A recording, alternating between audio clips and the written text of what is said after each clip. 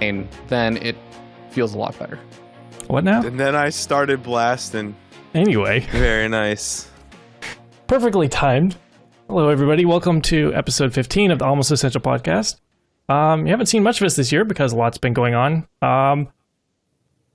With me today is my co-host, Up-A-Tree Zelda, and joining us is one Fear Dragon. How are you doing?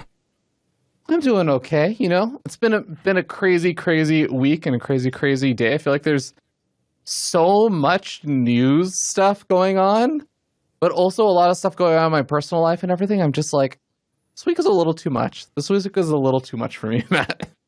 Last 2 months have been a little bit too much, man. I feel you there. Let's see. We have a lot to discuss, but we want to focus on one main topic. And that's Sal's muscles. Look at him flex them. Looking good over there. Actually looking good, though. For yeah, real. I actually went to the gym today, but yes. Yeah, I'm doing all right. We're getting there.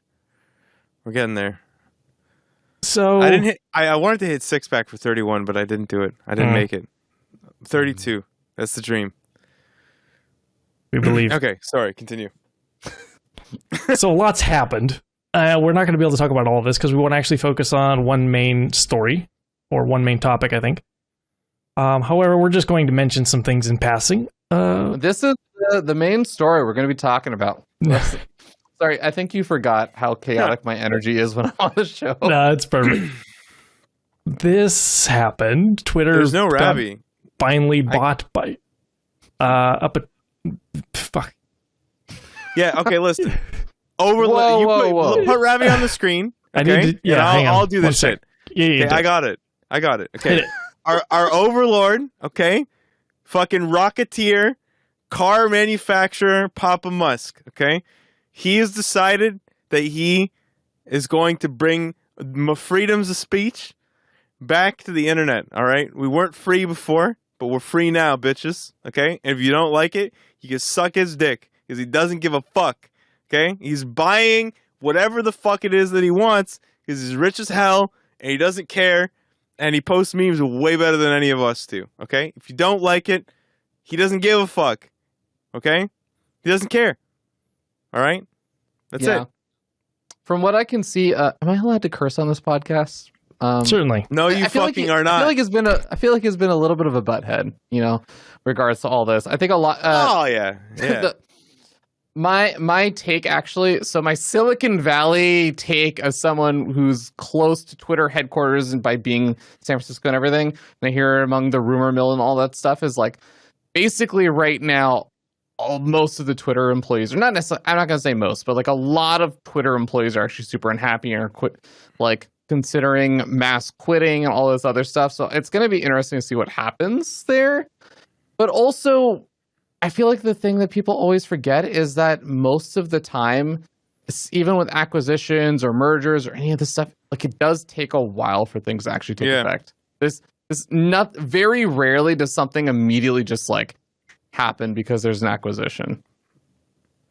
Yeah, I mean the number one thing that I think he's gonna have to deal with is like right there in the title. Musk says free speech is simply that which matches the law.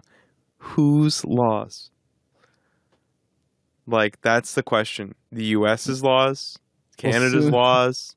Like where does it matter? Because like the way Twitch works is that it's where you like aside from their absolutely incredibly lenient TOS, there's also like a lot of things are allowed via like based on where you live. So like, can you smoke weed on stream? Is it legal where you live? It's basically like, so is he going to go that approach? Like there's a lot of questions that have to be asked. Like, if you're in Germany, are you beholden to German laws or are you beholden to the states' definition? Like, Do you think the European Union will have a strong impact upon a lot of these things in the way it has, like when it makes laws some other parts of the time, as the EU goes like, hey, let's force USB-C on our iPhones, then the rest of the world will follow.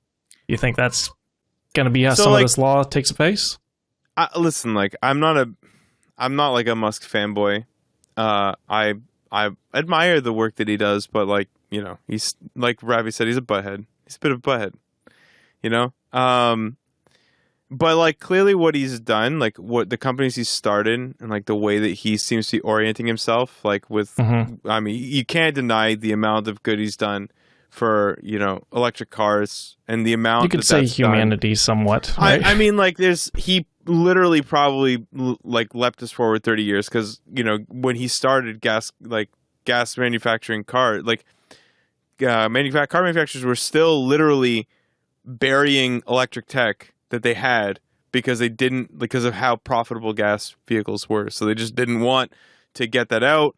Like pushing that forward, like he clearly has an objective that seems to be humanitarian focused, not even humanity focused. I wouldn't say humanitarian. And the same thing with SpaceX, right? Like his goal is to get to Mars, and the whole reason to get to Mars is for the future of humanity. Because like, if you wanted to make money, like sending people to Mars is not the fastest or best way or the most efficient way to do that, right? Like if you just were a egomaniac who just wanted to make as much money as possible, that's, you know, you could argue that he succeeded with Tesla, but that's kind of a meme. Like even he doesn't believe the Tesla stock is, or at least seems to, he doesn't believe it's worth as much as it is. So like, you could say the effort to promote Bitcoin on Twitter and then play, cash out after that's been a bubble has been far easier than making money at starting. You could also Tesla. say he's just a fucking gigantic ass troll. Like he doesn't need the cash. Like I don't know. Like whether or not if he's making money that way, whatever. But you could make the case that he believes that freedom of speech, whatever the states' definition of that is fundamental to democracy, and to the point maybe he's willing to just have it not be an EU thing if he feels like, you know, it's supposed to be the US's town square. Because what I find humorous is that the very people who were arguing like, oh, Twitter's a private company, they can do whatever they want, blah, blah, blah, blah, blah. And now they're like, well, like, you know, it's no longer the private company argument when Elon just did what people do with private companies. They buy them. Now it's his to do whatever the fuck he wants with it. Like, that's it. Like, now the argument still holds. Yep. He can do whatever the fuck he wants because he's rich as fuck and he owns Twitter now. Like it or not. You know, and I think that a real test for him will be whether or not there's censorship over him and like people who say shit about him. I think you'll learn a lot very quickly as to whether or not he's just like, fuck it, like I don't care, say whatever you want. Like if he does that, I think that it's pretty easy to see that whether or not he's being like altruistic in the sense that he really does want to promote freedom of speech, because it's the easiest thing. Like if he shuts down the kid who's tracking his flights, okay, that's when we really know. If that kid disappears, all right, then it's all fucking doomed. It's all doomed. But if he's still there, I don't know. The next couple months are going to be really interesting to find out how 100%. That goes. And I'm probably not going to stop using Twitter. I know a lot of people have uninstalled it or whatever. Let it change my fucking shit at all. What's the difference? I don't let Twitter run my life anyway to start with, so whatever. Who owned it before? The Saudis. The Saudis are running it. Yeah. What's the fucking difference? You tell me what the difference is. Like, are one of them better than the other? Like You're getting into a very strange comparison here. I mean, it's still one fucking org. Like, I mean, the government in this sense, like, it's still like, it's not like any of these people give a fuck about any of the people using Twitter. Like, they don't. I honestly don't think the end user experience is going to change that much. No, much at all. With Musk's takeover, I actually think that it'll change more in the next it'll be 2 years. A year.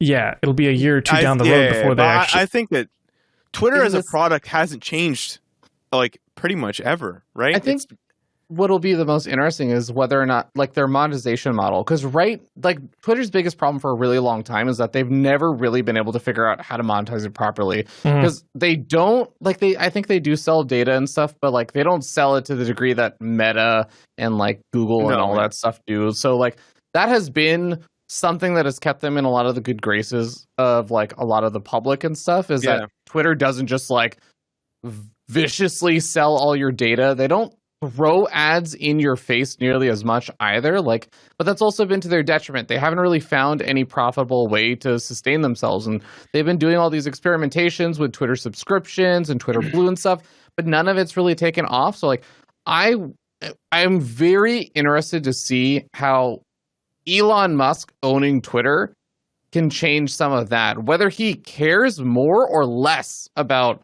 monetization, if he's talking about all this freedom of speech stuff, like, cool. Where does he care about monetization, and how does that impact? Like, that's how I think it's going to impact the user experience the most. Okay, so I have some thoughts about that. Basically, the thing I learned from all of this, because I did not know this before, I did not know that a company had a moral obligation to do what is most profitable for shareholders. Like, they have to legally. Fiduciary responsibility. I did not know that was a thing. Like, I always like wondered, like, why these companies just shoot the horse they rode in on all the time. Like, they just take an Uzi and they just gun down the horse that literally made them successful all the time. It's like, what the fuck is going on? But then you realize that, like, if you know that you need to turn profit for your shareholders and that you have like a great short-term profit or whatever, like, you can throw some of the things out the window. A lot of the long-term profits are sacrificed all the time by various gaming companies or companies in general. Yeah, I mean, Twitch is fucking it's hearsay. Objection. That's hearsay. Okay, we don't know. It's leaks. But anyway, yeah, when it comes to this whole thing, like, I'll tell you what, if I were in Musk's shoes, okay, and I were, I bought Twitter because I'm rich as fuck, and I feel like it's doing something I don't really like, and I can, okay, and it seems like his goals aren't really financial, which he's allowed to do because he's the only shareholder, right? And he doesn't have a fiduciary responsibility. So if I were in his shoes, his goal with Twitter Blue is exactly what Twitter both needs. And I think it's the best strategy for them to just monetize enough to run cost, and then that's kind of like it. Like, that's how I see him trying to operate it. Like, not trying to make bank off of it. Like, I don't think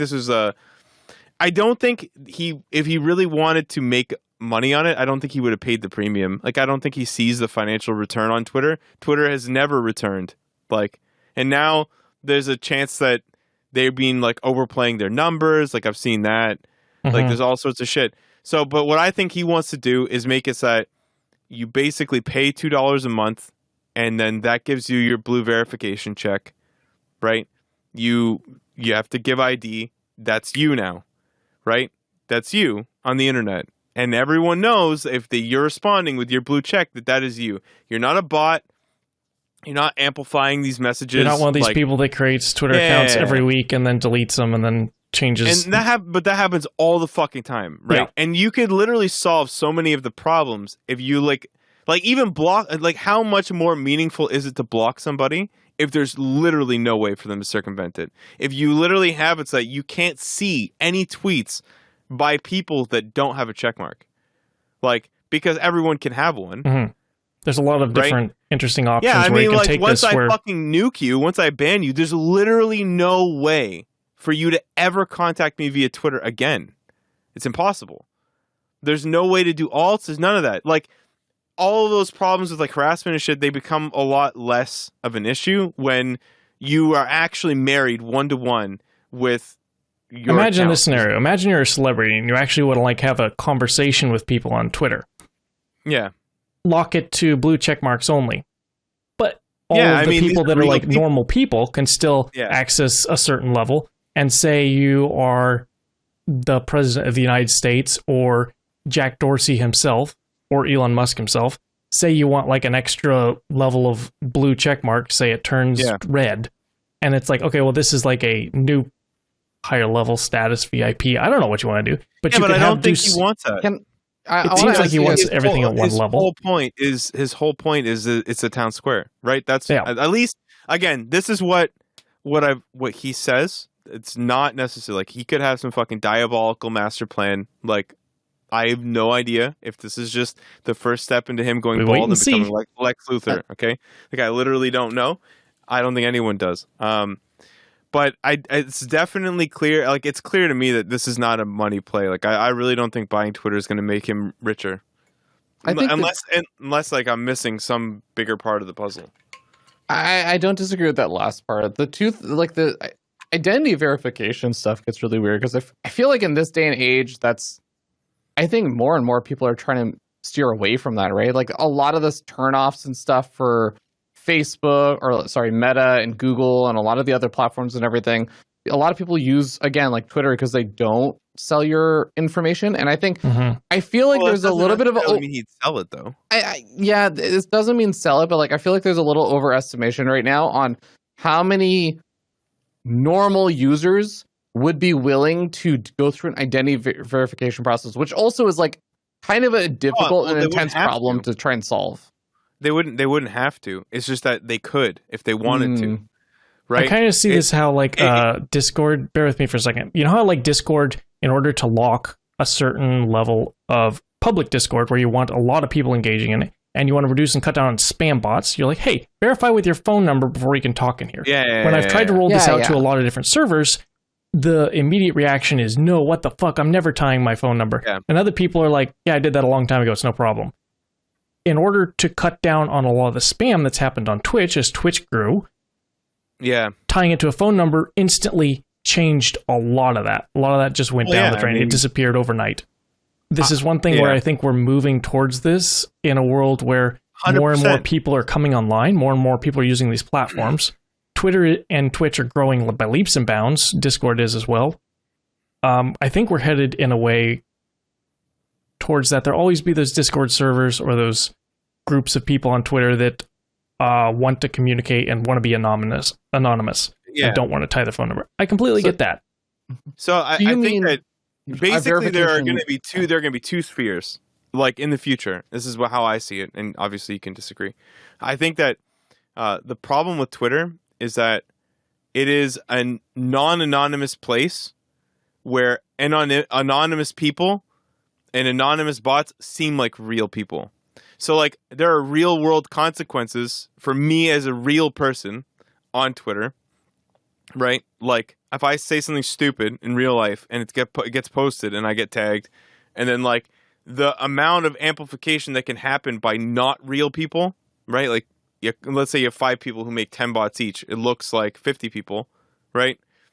That kind of shit has a real life effect. But if you look at, like, Reddit or 4chan, like, I don't even browse 4chan, but, like, the levels on, like, and more anonymous places, like, they can keep these anonymous circles and it's fine because there are literally no consequences to anything anyone says outside of Reddit, unless they specifically go out of their way to tie their IRL persona to that. But, like, most dialogue is done with anonymous people, so it's fine. So, like, for it to remain that way. I want to challenge that a little bit. Okay, so let me ask you. So we all know that while Twitter does have, like, a way to sort that's not by actual timeline, no one uses that. We're in agreement on that, right? Like, people use Twitter as, like, sorting by most recent tweets. Yeah, that's what everyone uses it for, right? Yeah, naturally. If you have a bunch of bots, like, I understand it can change perception of how a tweet is, like, being engaged with or something by, like, responding with, inflammatory stuff and all that stuff.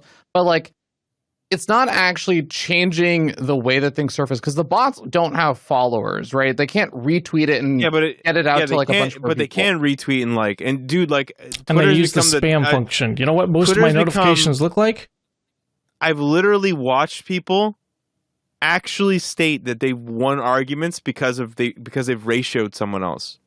This is where we are in, like, the Twitter timeline. And ratioing somebody with bots is like you can just win arguments without like, you don't even need people. Like, I think most of the time that arguments are being made that you ratioed somebody, there's a little bit of a younger culture going on there where they understand that it's but this isn't like the quality of your argument is now determined by your following, which, like, but even if you're going to admit that could be true, right? I have 1 million followers. They all agree with me. You have 2 fuck you, 2 + 2 is 7, haha, bitch. Okay, Yeah. even if you're gonna admit that, but like then you have to concede that they need to be real people.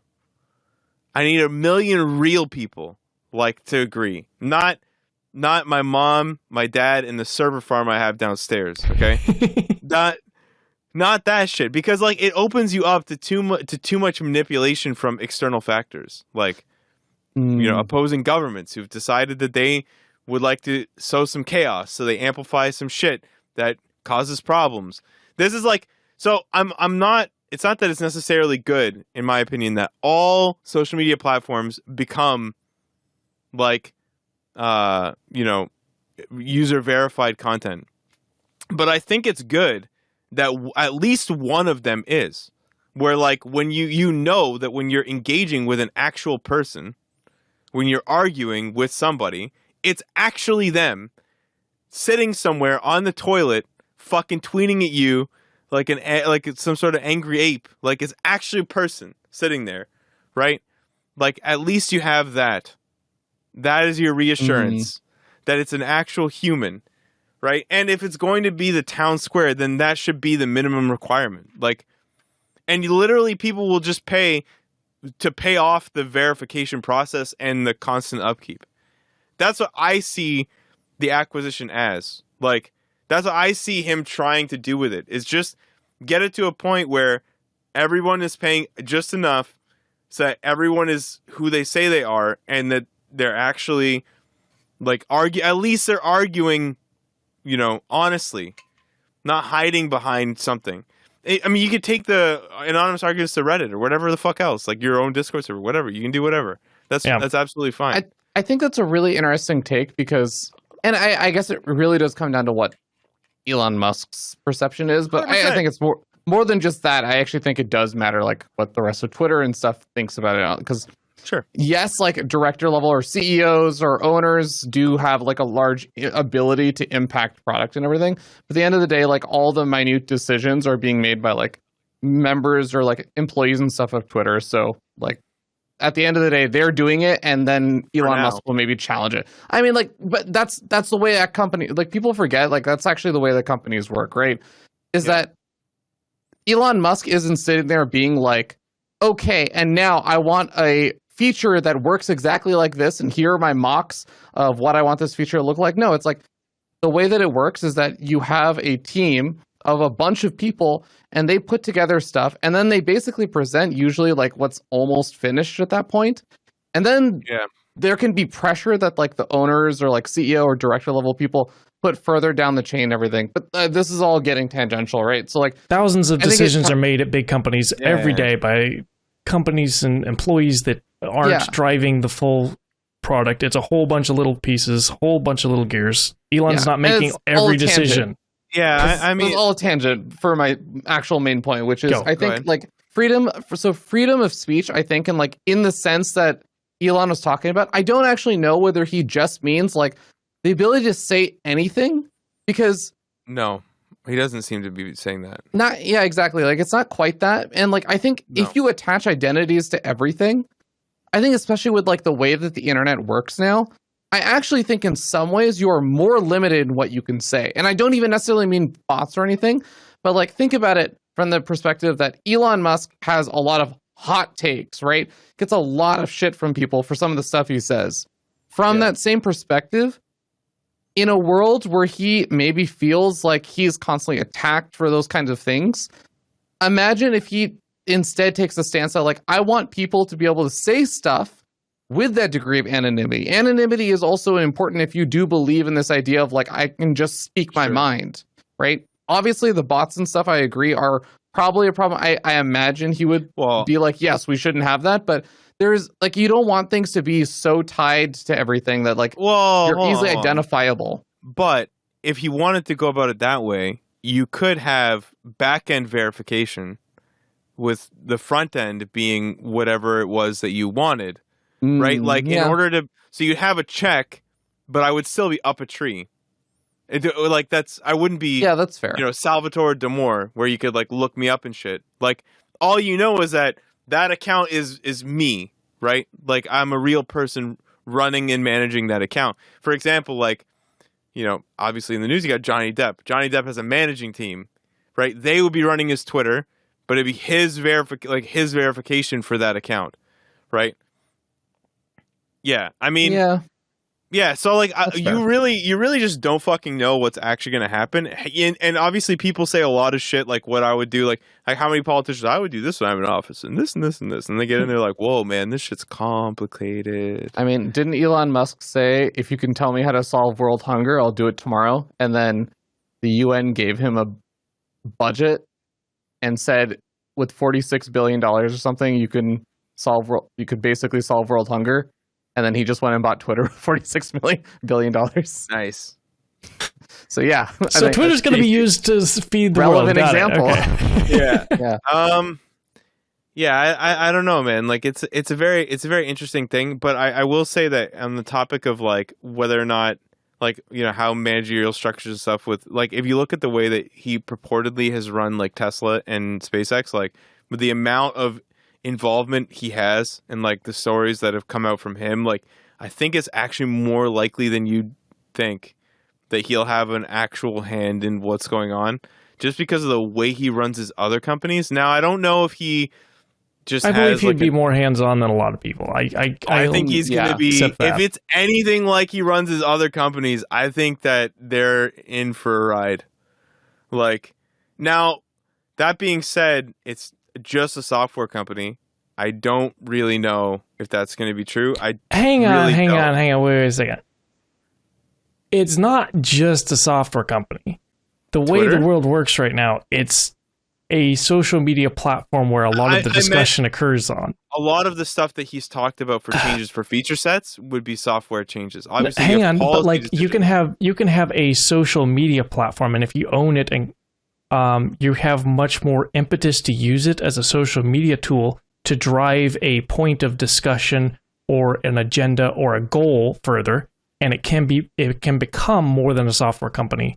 It is in that. Sorry, yes, you're right. Just okay. Sorry, I was going to take the exact opposite side of things for Matt and say that I think that Tesla has become a software company. Yeah, I was kind of going to rebuke my own. It is like one of the leading AI companies in the world. Definitely is a software company as well. But my point was that my point about the thing. This is why I kind of cut you off, because my point was that the changes he was looking to make, aside from the policy, which would be done in a different way, are feature sets for Twitter that would be software oriented, right? Yeah. Like, Twitter Blue being changed, like algorithms becoming public. That's a huge change if he does that, right? Unedit history, that's a big software like change as well, a structural change from internally. There's a lot.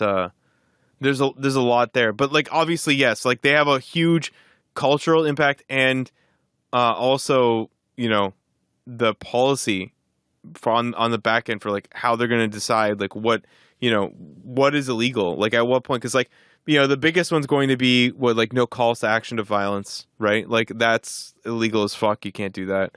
Like there's there are levels of illegality. You can't threaten people with physical violence either.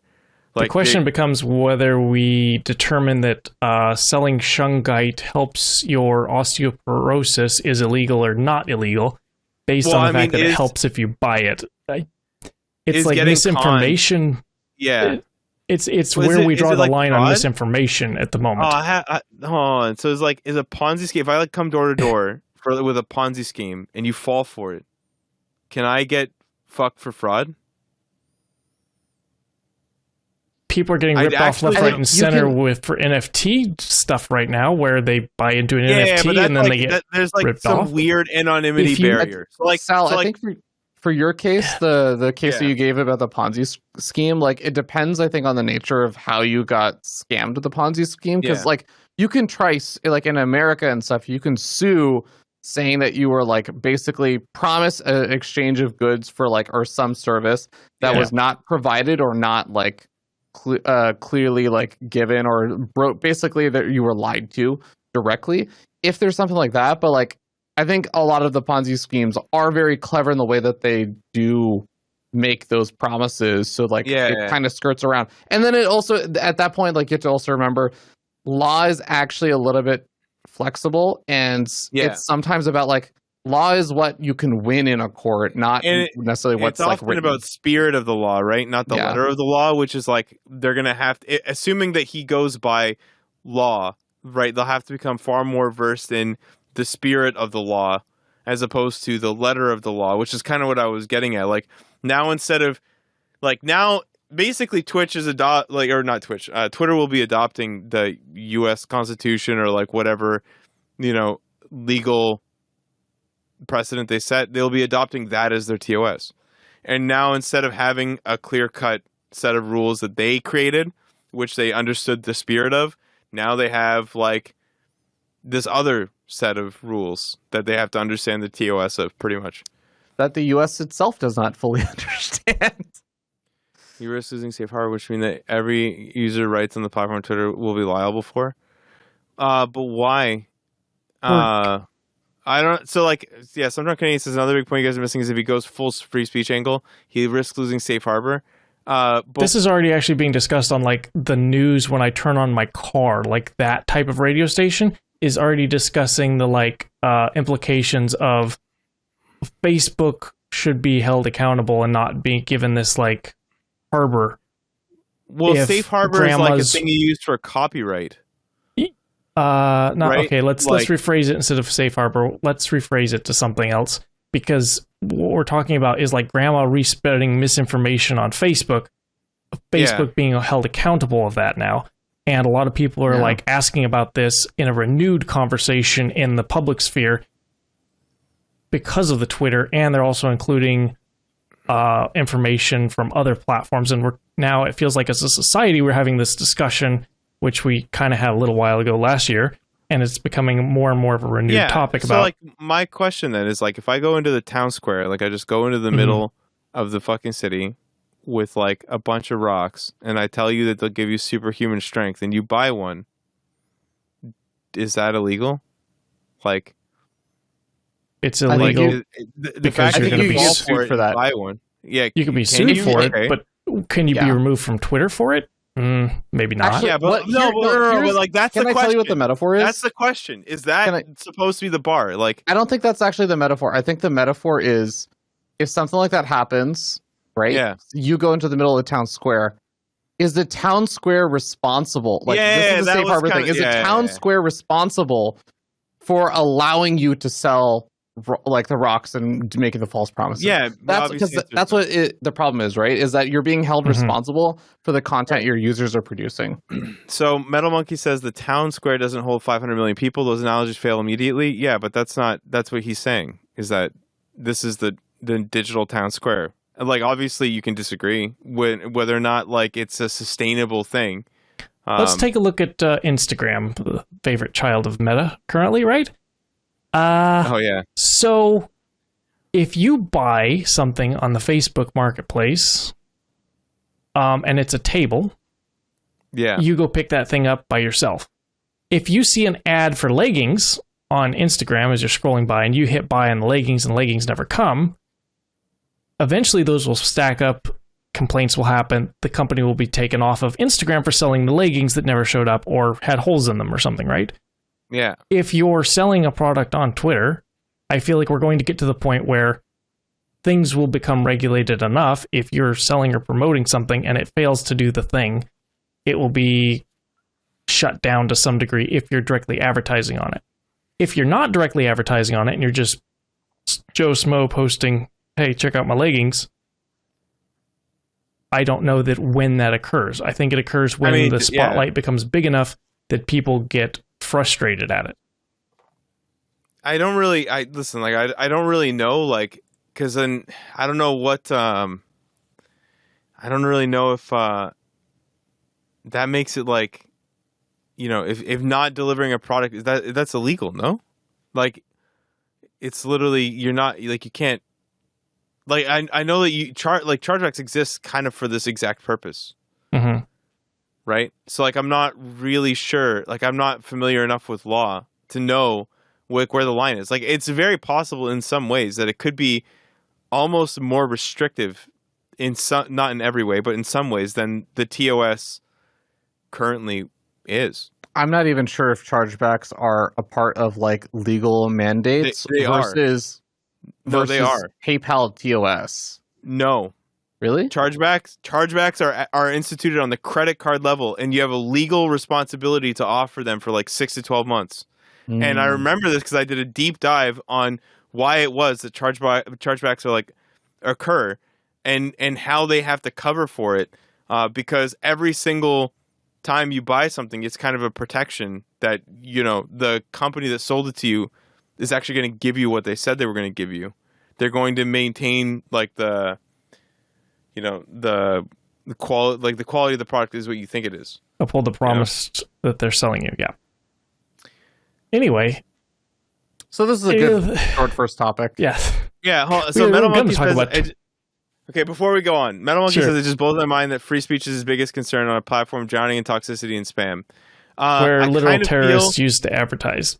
Yeah, I kind of feel like part of his solution to both, like his solution to the free speech thing, which is, I think, actual user verification, like whether or not the interpretation of what he's going to do with the law, like we have no idea how that looks. And like I said, it might actually be impossible because of the geolocation of stuff, like where his headquarters are located and whatever. So like it's more about the intent there than I think anything, but I think he actually has presented solutions that are supposed to deal with the toxicity and spam, right? Like I think that he's made it very clear that, like, how much worse is it if you get banned off of Twitter after you've been verified? Because then there's no way back. You're actually fucked.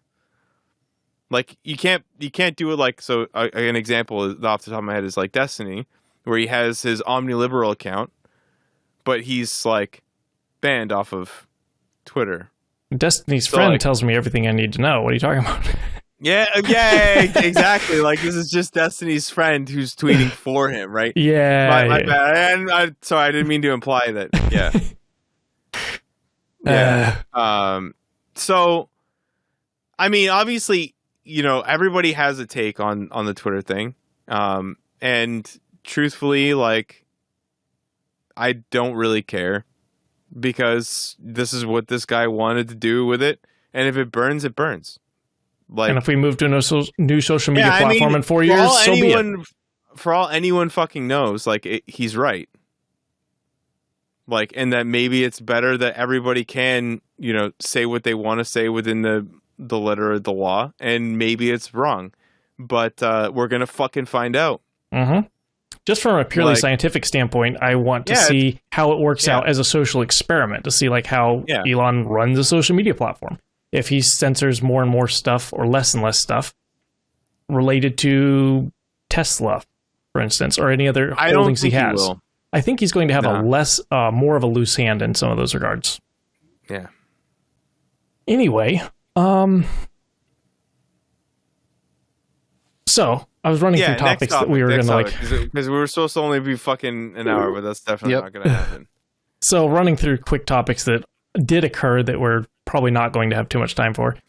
An ex-Blizzard Apple employee filed labor complaint against Epic Games. Not going to go into too much detail. We might discuss this at some point in the future as it goes on. In other news, this article is dated March 8th, 2022. Where we're not going to talk about Blizzard the other one. And Activision are suing Microsoft over the sale. However, updated today, they voted overwhelmingly, 98%, I believe it was, to approve the transaction. So I'm guessing said lawsuit is not occurring much, or is going to be very tampered down after this occurs. So it's probably still, it's even more likely to go through now. We'll see what happens. Next up, let's see, how do we want to transition this? Really quickly say, while you get your transition set up, I think it's absolutely hilarious that an Apple employee is complaining about labor stuff at another company, because Apple employees are treated like shit. Nice. Yeah. Just like they treat their customers. Oh, man. There are some horror stories at Apple. Oh, yeah. As far as the next topic goes, I think that one of the neat ways to transition to this is a YouTube gaming account. This is Lester, or at Chen. He's the global head of gaming creators at YouTube. I heard he PSA also that has the YouTube's- biggest dick at YouTube too. Actually, I heard that he's the biggest Giga Chad because this is the biggest Giga Chad move I saw on this day. I'll read this for our audio listeners. Lots coming to YouTube gaming in the next 2 weeks. Also, PSA that YouTube's revenue share across fan funding features, for example, supers and memberships, remains 70 to 30% of the YouTube partner program and doesn't require any form of content exclusivity. Several people have been talking about this recently. DJ Wheat, Devin Nash, I don't know. They both have really good videos, as well as Asmongold if you want to go watch all of them. I'd highly recommend it if you're very interested in this. But one of the things that's occurring sometime soon, maybe, it's one of those like weird things where they put forward a we're considering changes type of thing, and they're not finalized. This maybe feels like one of those things where it's just getting a feeling, or it's a leak. We don't know. But Bloomberg is reporting on this. Twitch is considering changes to its partner program. Currently discussed ideas, not finalized. Incentives for more ads. A bigger cut of the ad revenue would be really nice for streamers. New revenue split for the top of the line people on Twitch, the people who are got the good deal, right? Their new revenue split, instead of getting somewhere around 70%, will go down to 50%, like most of the rest of the people, meaning they might lose money in the subscriptions. There'll be a new tier system, and then they're experimenting or tossing the idea around of exclusivity, changing to some notable degree. There's a Bloomberg article over here that shows a little bit more about this. Let's see. Let's have That's Beer pretty much Dragon go exactly first what on it this, says. and then... Okay. I actually want to step through those currently discussed ideas in the tweet, Sure. like one by one, because I actually think, and you had the Bloomberg article pulled up, which I think is good, because I'll link that in chat.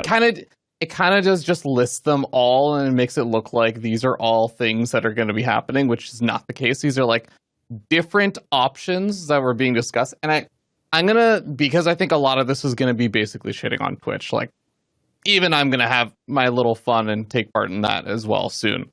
But I'm gonna start off actually by saying where I think a lot of people have overreacted to some of these. All like right, I'm ready. incentives for ads, I don't think that's anything new, right? Like that's No. actually not been a new thing. And in some ways, the positive side of this is that we don't actually know what those incentives for ads are right now. These are like ideas being discussed. These could actually be positive incentives for ads, which has been one of the biggest complaints, because a lot of people always like to bring up that in the past, way back in the day, ad revenue was phenomenal on Twitch, and a lot of people really like YouTube because it has good ad revenue, and you can actually monetize without having to take money directly from consumers. There is a potential that actually is a positive change, and I think a lot of people immediately just say more ads sucks. I'm mostly with you there, but like I think that's still something I'm waiting to hear out on. The new revenue split is obviously a really bad thing for like most like Twitch streamers and stuff, and also for a lot of the users that want to contribute to stuff. But I actually am more interested in how that potentially pairs. But I don't know if like these are different options or what. Like even the Bloomberg article kind of makes it seem like a little bit strange or weird. But one of the biggest problems actually with the revenue split, getting from 50 to 70, like a 50-50 split to a 70-30 split, has actually been very difficult with Twitch for a while now. And part of the reason why is that they would say you have to hit, like the number that a lot of the partner managers and stuff would always say is you need to have 500 subs, not gifted, Non-gifted. like tier 1. Non-gifted, non-prime. Non-prime, not non-gifted, you're right. And there are people who would do that, and they'd say, you need to hit it for 3 months straight. And there are streamers who would actually hit that even then. With like, honestly, it's a pretty high bar.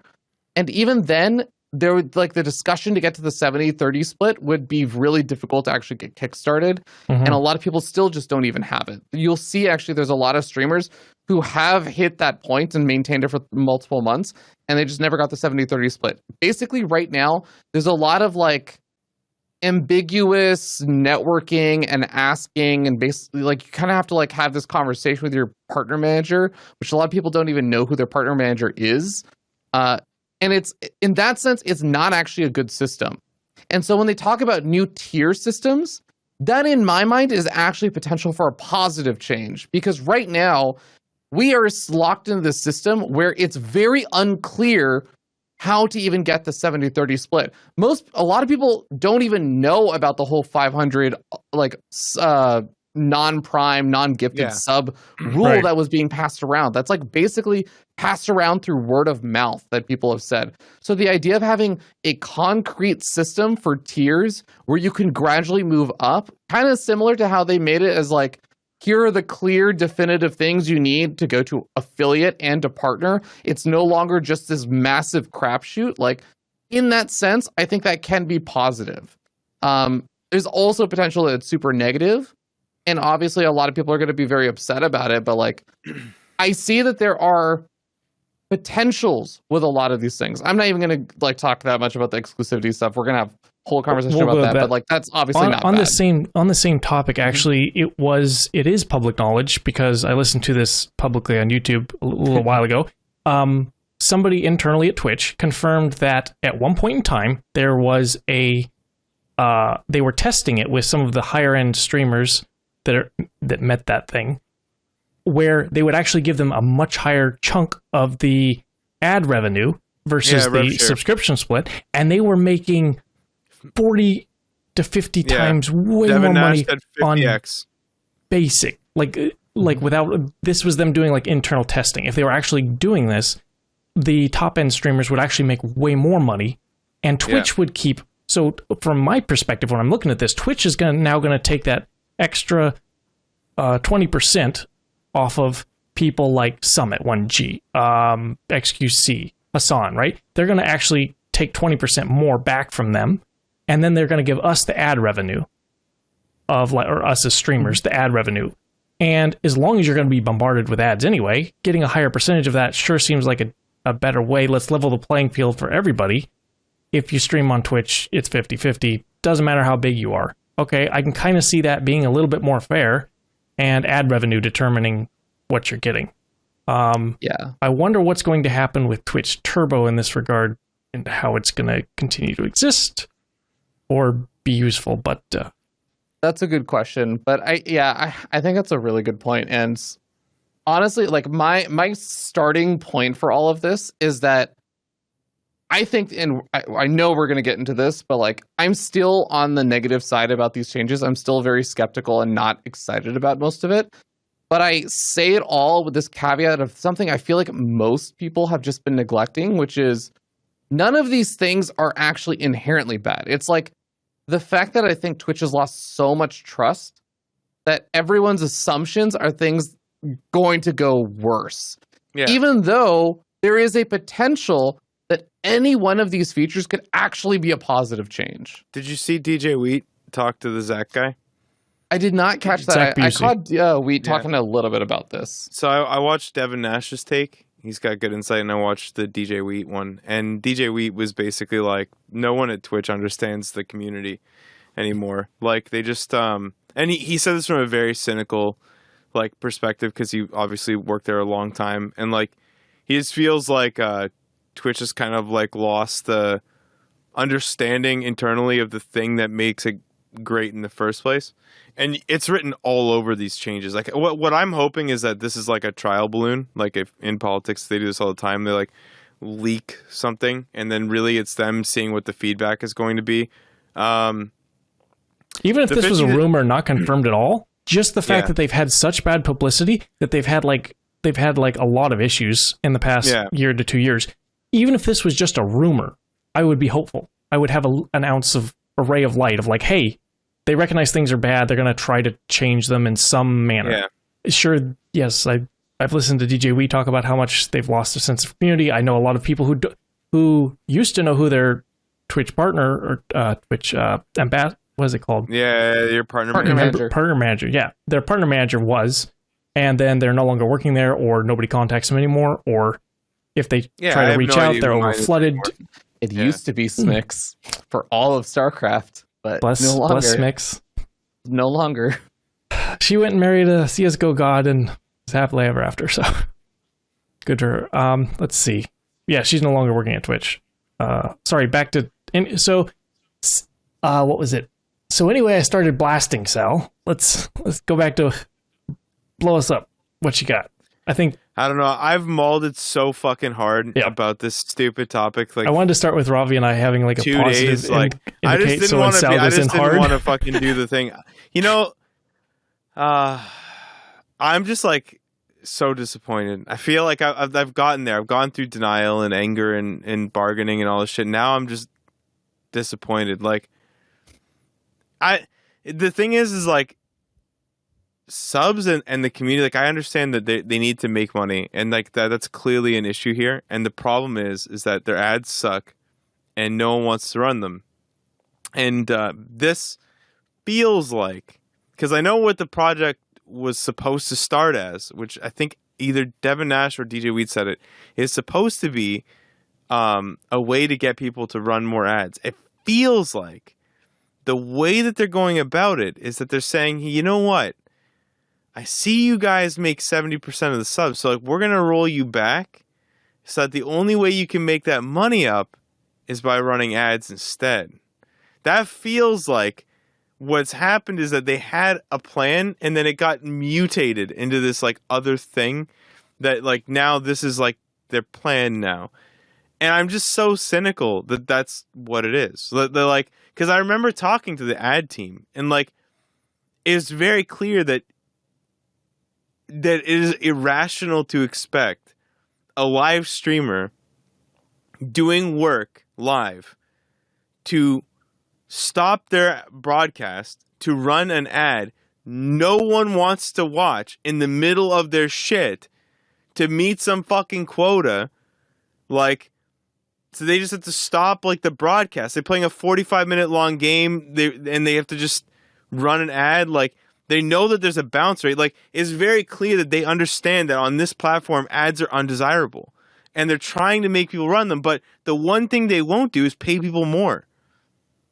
Like, they have so little respect for their creators that paying people more money is never a fucking option.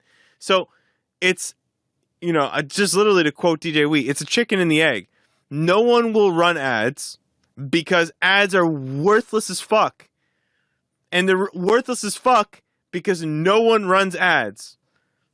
Like, and until Twitch is willing to step outside of their asinine desire to fuck their creators over, they will just never, ever, ever make it work because they do not want to pay their streamers enough for them to use the tools that they have available because they're just worthless. It's so bad. They wanted me to roll on auto. I fucking shit you not. They wanted me to roll on auto, like 2 minutes of ads an hour. No, 3 minutes of ads an hour, automatically scheduled. All right. I need to stream 40 hours a month, and like I have all these ads, and they wanted to pay me $33 fucking dollars. Are they fucking crazy? They're crazy. I make more from like one stream on Twitch's worth of ad revenue on YouTube, like in one video. So one co-op companion makes more money than that.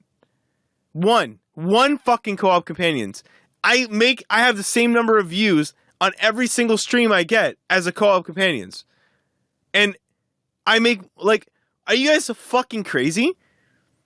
Like, you will never convince me to run them. Ever.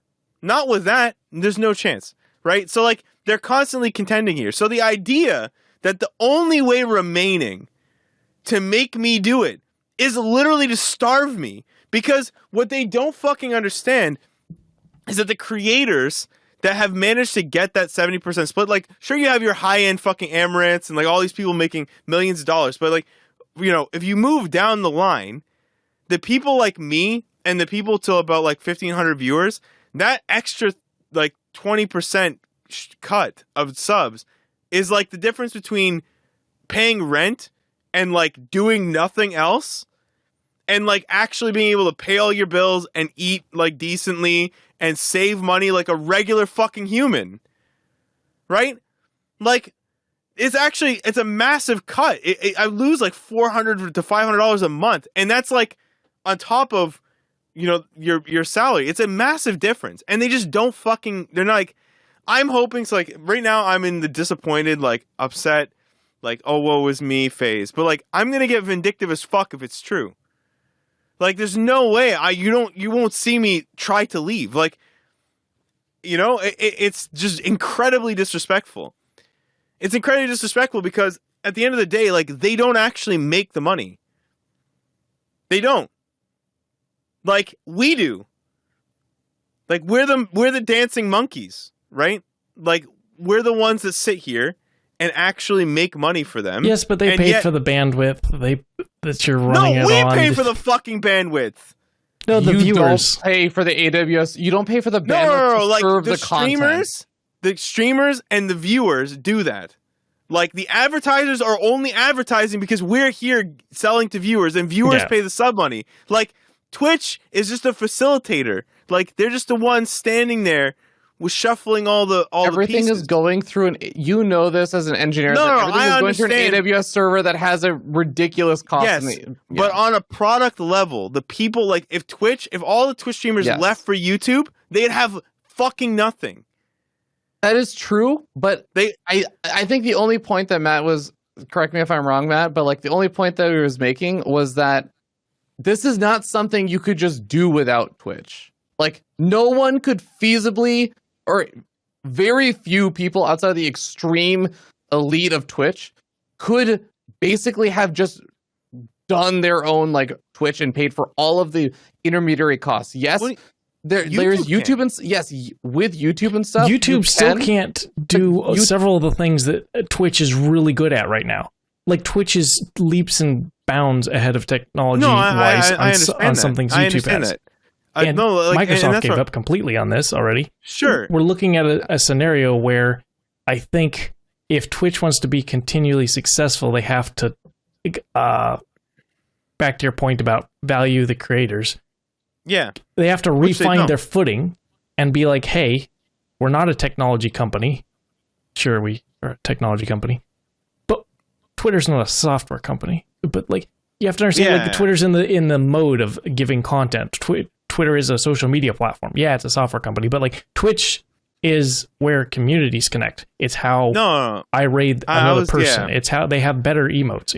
It's a well-rounded machine. They've done a lot of things really well in the past. I was working my way through that. Okay, it's a long-winded. Like you are absolutely correct. Like and obviously like we all have slightly different takes, and I'm not like 100% right. Especially, and I will caveat this one last time. Like it could be wrong.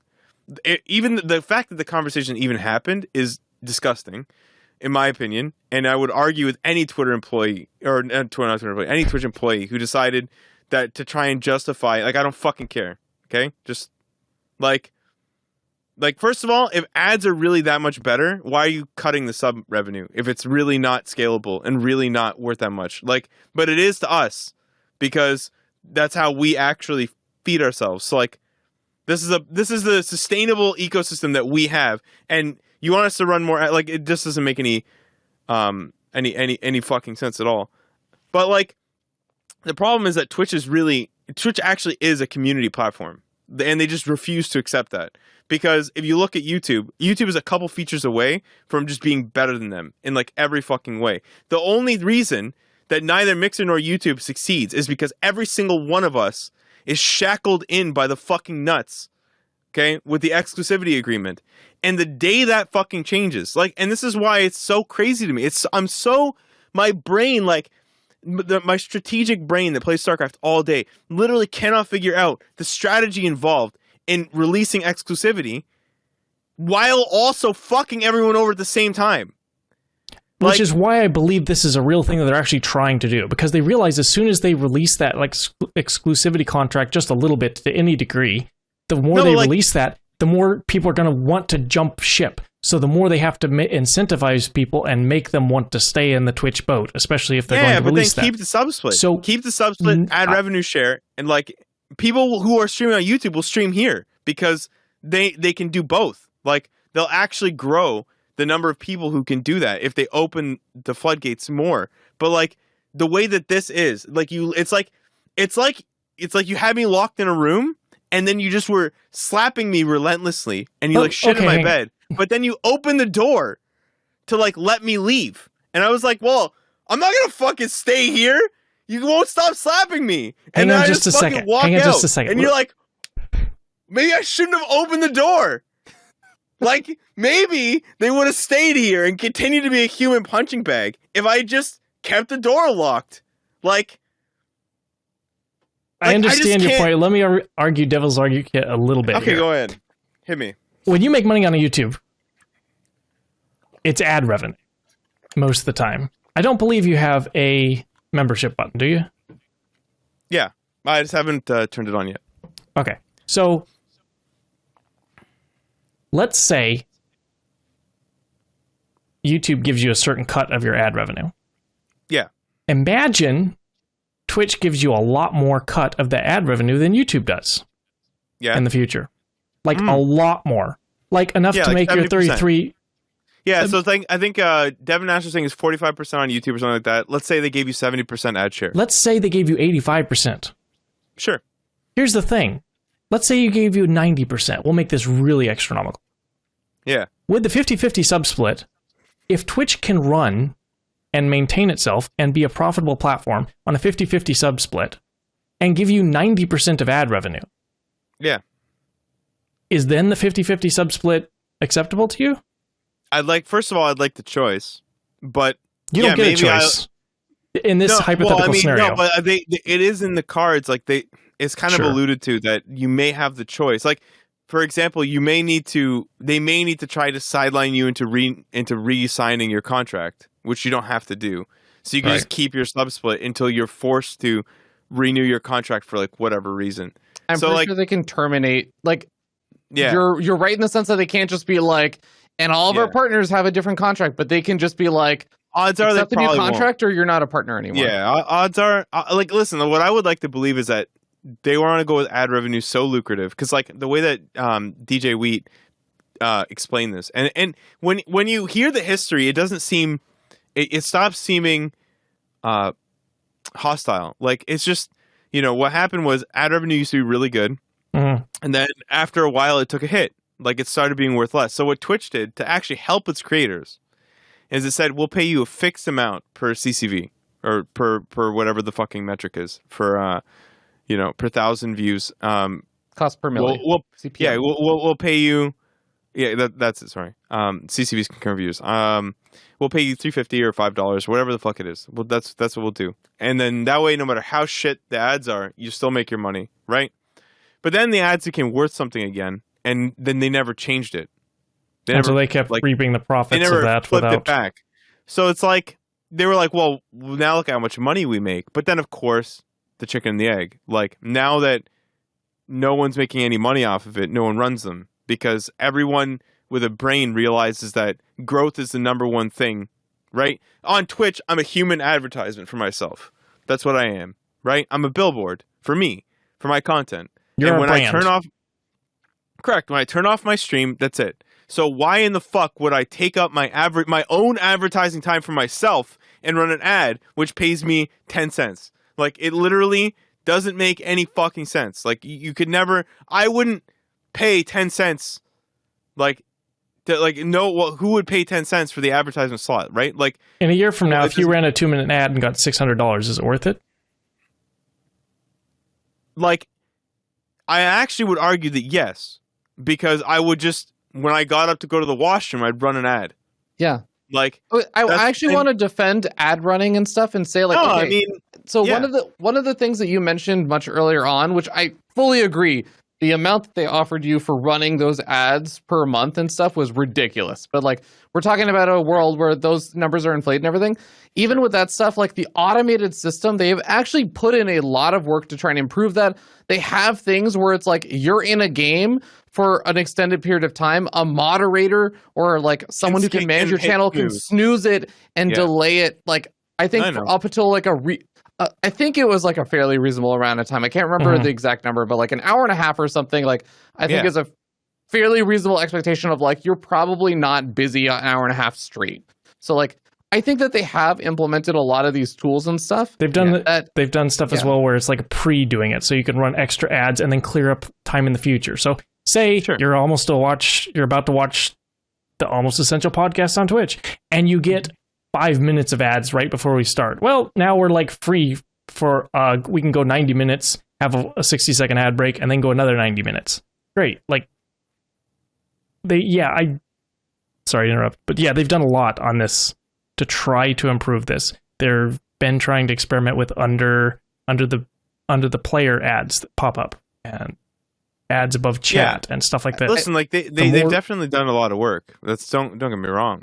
Like they are making, like they have audio. Sorry, go ahead. My bad.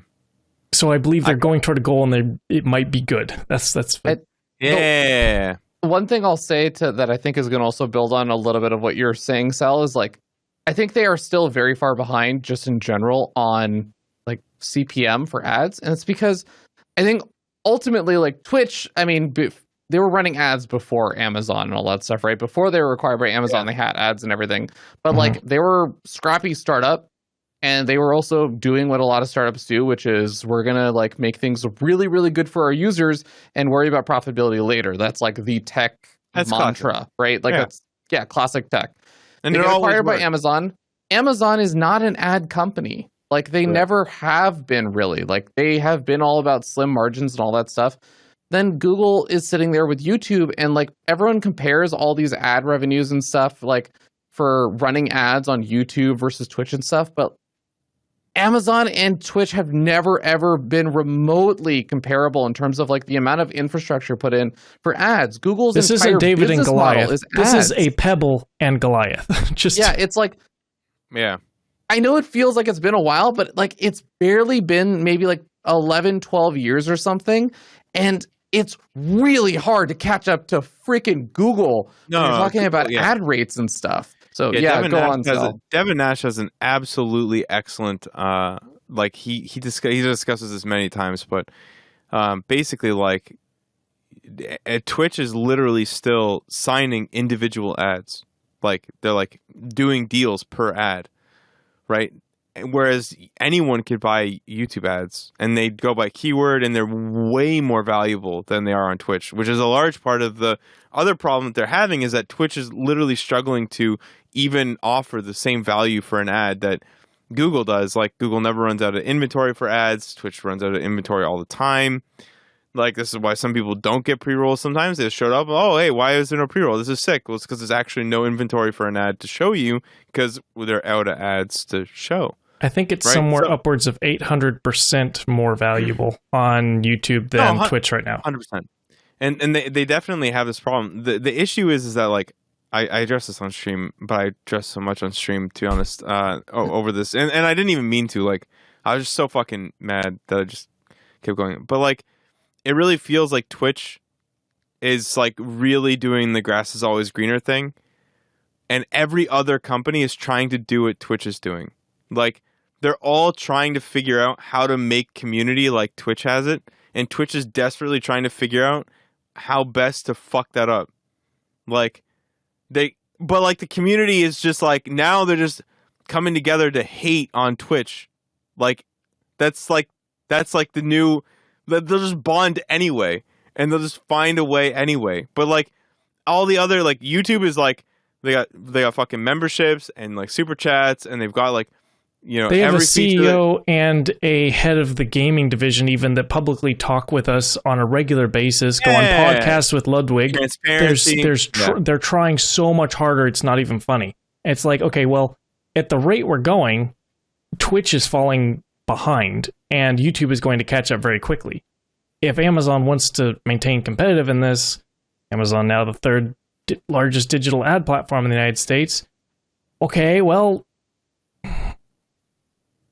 Yeah, I mean, but it's still nowhere near as good as Google is. And they have the fucking 5-second skippable ads. Like, the ads are nowhere near as bad. The player pauses for you. So like even ads on live content on YouTube are nowhere near as bad because you can just hit 1.25x and it just catches up after the ad rolls. Like it's just so much better. And the answers are like all fucking there. And they just don't. They're just going about this with like, caveman hits like fucking stone with rock. Like they just don't have a better way. I don't know. It's just. I don't think they have the infrastructure. Like, I really do think it comes down to like the amount of time it takes to build up all of the amount of stuff that YouTube has built up over like decades is really hard. Because you talk about like all the skippable ads and all that stuff, but now they have to like basically they have to create like these different. You're already talking about how Devin Nash said. I'm actually saying how YouTube. Sorry. I'm actually talking about how YouTube caught up on the inverse shit. So like before, all YouTube had was the ads, but the longer that it's going on, like YouTube is building out the feature set that Twitch has. Now, again, this all comes back to exclusivity, right? If you release exclusivity while simultaneously kicking all of your streamers in the fucking nuts, right? They're all just going to multi-stream, and what they don't, like, I don't know if Twitch understands this, but the discoverability on YouTube is algorithmic and powerful, right? Like, people will get found that way. And as it gets bigger and bigger and bigger on YouTube growth will vastly eclipse your Twitch growth because there's actually mechanisms to grow aside from raids and shit, which YouTube is also building in. So like people will actually for free build the other platform too, even if they don't focus on it at first. Eventually, it may actually eclipse what they were doing on Twitch before, right? Yeah. And then what? Now, why the fuck are you streaming on Twitch? Right? Now you can just be like, hey, look, my viewership should go here. So now we're going to switch to YouTube chat. And then everyone just slowly goes over. Like, it's just a really bad, like, exclusivity is probably illegal where they're doing it and how they're doing it because of it being California and no one's an employee. And it's probably not something they're legally allowed to do. Probably. Legal precedent with Uber here setting in could be pulled into a court of law at some point in the near future, actually. Oh, absolutely. You just need one streamer who's rich enough and says, fuck it, let's go. Yeah. Right, like, but like the reason that nobody does it is because they feel treated reasonably fairly, and it's okay to have two platforms. Like, I'll do my live streaming on Twitch, and I'll do my VOD content on YouTube, and I'll run my community on Discord, and that way, if Twitch ever fucking axes me, I've got YouTube still, and I've got Discord. Right? No one like I am afraid that. Twitch is going to push everyone away, and then we're all just going to go to YouTube, and then we're in exactly the same fucking ship where you have one company controlling everything that you do. So like, it's not diversity like it's is good. Preach it. I do not want. Like, I'm not just talking shit here. Like, fuck Twitch. Like, no, I want them to make good decisions, and these are not. Yeah. To be fair to them, they are catching up. Like in a lot of the spots where Twitch was behind. Considering the scale of company they are compared to YouTube, they're moving at light speed over there. Like, they're doing a lot of good especially when they were shit. short-staffed a little while ago. Like, their moderation changes and like the spam changes, great. The back-end server changes that they've been doing, they've done a great fucking job. Like, no shade to the teams that work on that. It's just like, it's the way that they like the create. When I heard like the shit about Ludwig and how he was incapable of getting them to like, what did he want? He wanted so he started a program. He wanted a cap on gifted subs or something like that. Like there was something people were giving too much, and he was like, no, like it's not. Like I don't need that. Can we pull it back? And they wouldn't even speak to him. This is literally the number one guy. He's the number one earner. He's like. You're so replaceable that the person who makes the most money on the platform cannot get a dialogue started with the company. This is a fucking problem. Like, it's a real problem that I'm ranked like, I was like ranked like 4,000 in earners before. I'll probably be like ranked 3,000 by the end of this year or something. And I have no fucking clue who my partner manager is anymore at all. Like top 0.1% of Twitch streamers, and I have no fucking clue. The fact that lots of people on the top 10 list can't get a hold or communicate, it's fucked. Is not just damaging to them, it's damaging to everybody else who hears that. Yeah. When they see Ludwig go to YouTube, and then within less than 6 months has like the CEO of YouTube on his podcast, The Yard, talking about all this stuff for like over an hour. There's such a vast difference in transparency and communication. It's just like the writing is, it's not like, I think Ravi touched on it earlier, and it really is true. Like, it's these changes alone, like exclusivity looks kind of good. Partner tiers looks kind of good. Like, you have all of these things to work towards, like blah, blah, blah, blah. You have all this shit. Every one of them looks kind of good all on its own. And then you just paint the picture, right? With like the history and like how everyone's feeling and how all the stories are about what Twitch is like doing behind the scenes and how they think about their creators and how they're fucking like how disposable you all are and how there's no dialogue. And then you'll take a look at this and everyone's like Chicken Little looking up at the sky, like waiting for the fucking Panasonic tile to fall on their fucking head because like, of course we're all scared, right? And DJ Wheat said it really well. Like, Twitch is like afraid of their creators. And the reason that is true is, again, chicken and the egg, is because the creators are scared of Twitch. We're all scared that they don't fucking care. And they're scared that we're going to freak the fuck out over everything that they do because we don't think that they have our best interests in mind ever. If you treat a dog poorly and then you're scared of it, eventually and it's scared bite of you in you, the fucking face. Yeah, right. Like, and this is the problem. Like, this is the issue, that here you sit where I'm scared of you and you're scared of me, and so dialogue never happens and nothing productive ever happens. And that's where I feel like Twitch is getting to, if they're not already there, and it's getting worse, right? And I think there's a reason why this time it leaked, because they didn't want to put on a blog post. They didn't even want to have that conversation. They did not want to look creators in the face and be like, hey, I know that there's inflation. I know that your dollar is worth less. I know you guys are working like crazy hours and shit. How about you take a pay cut for us, will you? Like, they didn't want that. I really wonder if part of the problem at Twitch is that they're basically like, they're trying to just be this company that is like being the tech company that's, as all tech companies do, like they're being demanded to just scale up.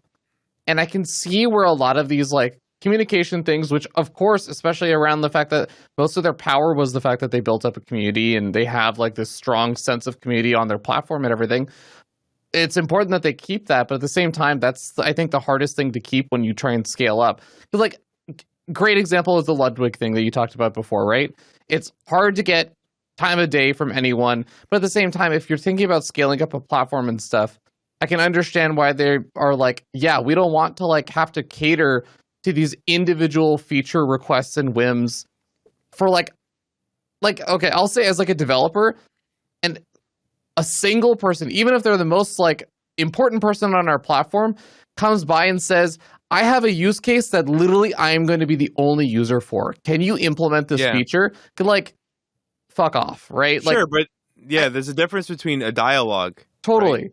Yeah. I fully agree with this, but I wonder if they're moving more in that direction, and that is part of the problem. Because here's something actually DJ Wade has touched upon multiple times also whenever he's talked about it as like a former Twitch employee, is he would get irate. He would get so upset when people said Twitch doesn't care, because he'd be sitting there screaming at the top of his lungs like, my entire life is that I fucking care about these creators. I built this platform caring. God damn it.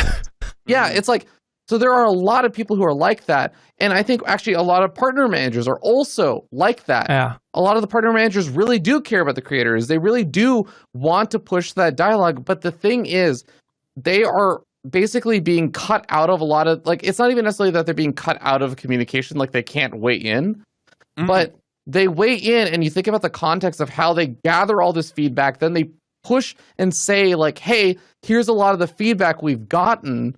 But like in that context, like they are basically representing as a single stakeholder in those conversations versus a lot of the other stakeholders who are saying, yeah, but like, that's like those people, like maybe a few people are saying this or something, like we can't really cater our entire project or our entire product around such and such person requesting this, or we can't really, like, we have to think about what's a scalable solution to fix this for everybody. And I wonder if they're basically, because they're doing that, it's doing exactly what you guys are talking about. Like, they're cutting out the community. They're not actually listening to them anymore. They're just kind of like, yeah, but what does the data tell us? Yeah, what do the analytics tell us? Because that's like the true story. And I will say, as a former Amazon employee, that is literally how the conversations went. It's like they are a very data-centric company. And sometimes it works really well because, as I think many people know, and I think a lot of streamers also will say this a lot of the time the clients and the customers don't actually know what they want. Yeah, they don't actually know what they want. The data, like, they'll say what they think they want,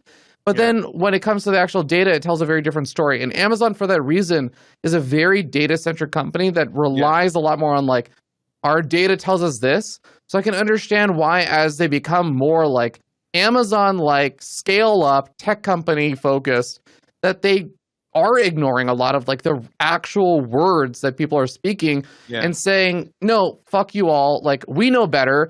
People don't just escape out of, like, streams because of pre-rolls and all this stuff. Like, it's literally something I asked a question at TwitchCon. The CEO of Twitch, Emmett Shear, directly to me said, this is one of the biggest misunderstandings I want to clear up. Pre-rolls don't actually get people to, like, turn off the streams. He's lying. Yeah, like, he literally said this to my face in front of, like, at one of the partner meetings, basically. I know. And like, lying. And I am said to me, I am inclined to believe that also. Yeah, exactly. But, like, this is, like, the direction that they're going, is that here's the thing. I don't actually think he was lying, because I think lying implies that there's a malicious intent, that they have the truth and they are, like, telling something else. I think that they had probably either bad data, or at the time they had some metrics and stuff that made them think that this was the case. They passed it along to Emmett Shear, and Emmett Shear is like, yeah, like, see, it's fine. Ad team told me that, like, things are fine.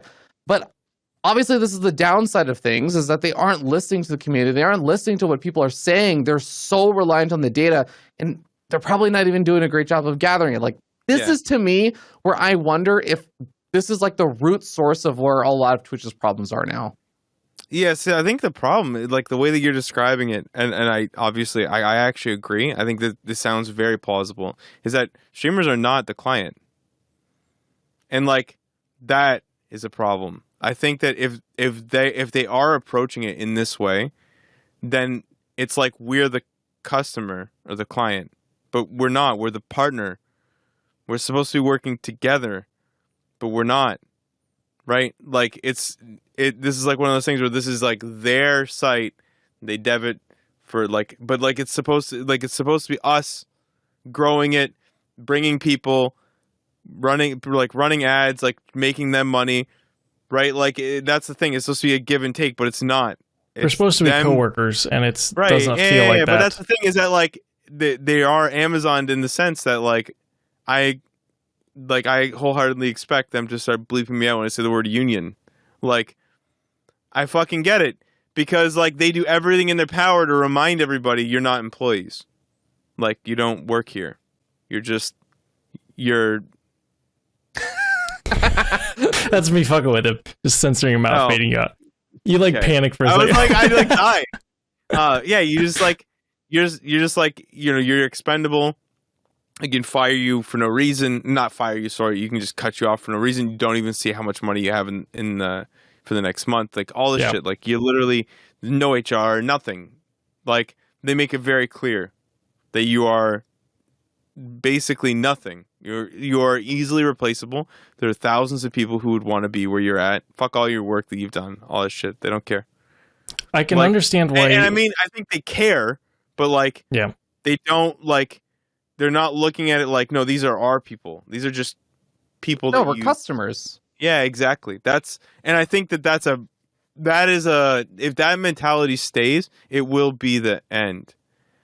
Like, I think a lot of this has to change. I think it's not why they're successful. Like, I think that's what I think. I think that they are successful because the culture is very, very, very good. And if they continue this way, they will destroy it without question. In my mind, it's already it's been going on for a long time. So earlier, I think Ravi said they can't lose the sense of community, or they shouldn't lose or something along those lines. I'm paraphrasing. I think they already did. Now they have to rebuild it. They have to regain it. Because I think a lot of this can be, I can maybe give them a little bit of an out on some of this, is that they grew really fast, and then they got reacquired. And so by the time you add up change in management plus growth with a lot of these things, when you say, hey, here's a bunch of feedback that would make Twitch a better platform, somebody at a desk somewhere is going, yeah, but Twitch isn't even fucking profitable. Let's make them profitable. Then we'll address all the feedback and blah, blah, blah, blah, blah, blah, blah. I can kind of understand how that's maybe part of some of this. I'm going to amend something you just said, which is, I think Twitch has a community. Yeah. I think that Twitch is not a part of the community. Oh. Twitch, as a platform, has a strong sense of community still. Yeah. Twitch, the company, is not a part of their own community. And they used to be, but they're not anymore. No, that's actually exactly true. That feels like exactly correct. Now, like, I think that's not 100% true, because I've seen Twitch staff in my chat. Like, I've seen Twitch staff around. That's not completely true. All three of us knew DJ Wheat worked and cared really passionate at Twitch, and we know several other people that are there, just to be clear. The thing is that even, like DJ Wheat said, like, a lot of people who are getting hired on Twitch, they don't use the platform. They don't understand it for what it is. Right? Like, it's exactly what Ravi said. They're not, like, they're hired on to work on the product, but they're not part of the community. They don't have any streamers that they follow. They don't have a favorite creator. They don't understand the struggles of the streamers at all. So, like, they themselves don't understand the problems that they are trying to solve. Right? Like, they may understand that they need to put a button here, button there, fucking hook it up on the back end, whatever the fuck it is. But what they don't understand is how the workflow actually works, and which is why you get features that make no fucking sense or don't work or don't end up actually being used. Because, like, if you were a creator, you would just say, hey, this is never going to work. But, like, it just gets added. You know what? I'm really laughing right now, because do you guys know the story about DoorDash and what they make their employees do? There's a whole thing about this. No, but I'm ready for this. DoorDash, for those who don't know, food delivery service. Yeah, there's a huge outrage from a lot of the employees, because DoorDash started requiring that all of their employees have to do like 1 or 2 deliveries like every month. You have to be a DoorDash delivery person. And, like, you do it during your workday and stuff. So, like, really? It's on your... Yeah. So this is actually a requirement. Like, you have to do this now. And granted, I know, like, DoorDash employees and stuff, and I know that there are, like, ways that people kind of cheat the system. I have heard stories about how some of the engineers will literally make a food delivery order on their phone, switch over to their engineering laptop, and assign themselves their own food delivery order and go pick it up. So, like, granted, this is, people have found ways around this and everything, but, like, this is the point being that this is, like, something that DoorDash did as a method to try and get their employees to be able to further understand, like, what is the actual process like. Yeah, so, like, here's the thing. They get, like, empathy and sympathy for, like, what is the experience like for our delivery drivers. The employees hated it. And I'm not going to lie, as an engineer in Silicon Valley, I hear something like that and I'm like, I won't work for that company. Right. I don't want to have to obsess, like, my entire life or invest a lot of my other like things into my life to, like, obsess over the product. I want to have a job. Like, I think a lot of people will sympathize with the idea of, like, wanting to have a job that you just do the job and not that you're, like, expected. How many deliveries was it? I actually think it was only like 1 or 2 deliveries like a month. It was actually pretty, like, low, very, very easy in that sense. But, like, a lot of people just didn't want to. I think this is especially controversial because I think it happened during the COVID era. Like, that also added in a whole other elements that we haven't talked about. About 5 minutes ago, I was about to ask you a simple question, and it was going to be, if you had to go to Twitch and Twitch had you had Twitch's ear and were like, how would you change this? How would you change their hiring practices for the better? And I thought about asking him, but I didn't. And in this scenario, it would be, hey, hire streamers. And your solution, or like the example you brought up, is like, make all of your employees stream on Twitch so that they understand the process, right? That's a terrible thing as well. Don't do that, right? But it's kind of the same thing of like, how do you connect the employees to the process? Yeah, I think it's a really tough problem. And I'll say, like, this is not even unique to Twitch. This is like actually become a more common problem. I'll tell you what my solution is, and nobody would like it. It's the reason why it's never going to happen. But is it good? And there is a fundamental problem with it, but it's actually the solution that I like a lot more, which is don't fucking scale as fast. This is like this is like I could actually go on a 3-hour rant about this. I love this argument. Yeah. Like it's and I go ahead. Like, I mean, this is like my 3-hour rant that I am going to not go on for 3 hours about like Silicon Valley and like the current culture and stuff, whereas all about basically this idea that you have investors or you have an owner or like company that acquired you. And it's kind of what you were talking about earlier, Sal, where it's like, you know, you have to award the investors, you have to raise the stock price, you have to bring value to the company or show profitability or show scalability or something. And the way that people feel like they have to do it is basically your owner or potentially like investors and stuff throw money at you. And like, you'll hear this a lot, especially if you ever talk to like people who are in any kind of like fund that's investing in companies and stuff. It's like a company doesn't want to invest in someone that's stable and like chugging along. They want something that's like, they want something that scales as you throw money at the problem. They literally want just companies that can say like, if I throw $1 million at you, you can 2x. If I throw $2 million at you, you can 4x. If I throw like 20 million, then you're like, you know, 20 or like 40x or something. That's what investors want. And that's the kind of standard and pressure that people are held to. And this is the reason why you see companies like Amazon or Twitch or all these other things like basically go through these insane growth spurts. And this also goes back to like employee hiring and everything.